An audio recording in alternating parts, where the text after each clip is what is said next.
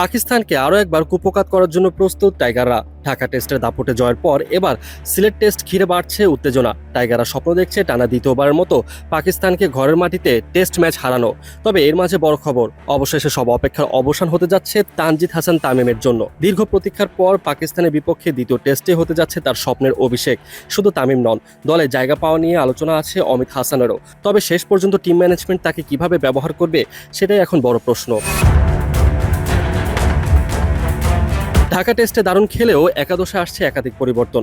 চোট আর ওয়ার্কলোড ম্যানেজমেন্টের কারণে কয়েকজনকে বিশ্রাম দেওয়ার পরিকল্পনা আছে টিম ম্যানেজমেন্টের। এদিকে ওপেনিংয়ে নিয়মিত মুখ সাদমান ইসলাম চোটে পড়ে ইতিমধ্যেই ছিটকে গেছেন স্কোয়াড থেকে, যার ফলে সিলেটেই টেস্ট ক্যাপ উঠছে তামিমের মাথায়, সেটা অনেকটাই নিশ্চিত। অন্যদিকে মাহমুদুল হাসান জয় পুরোপুরি ফিট না হতে পারলে সুযোগ পেতে পারেন জাকির হাসান।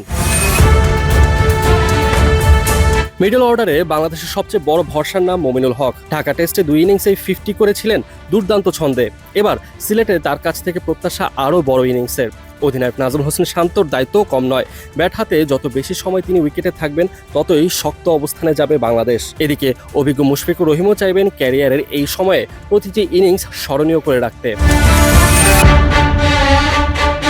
উইকেটের পেছনে থাকবেন লিটন কুমার দাস। ব্যাটিংয়ের পাশাপাশি কিপিংয়েও তার কাঁধে থাকবে গুরুত্বপূর্ণ দায়িত্ব।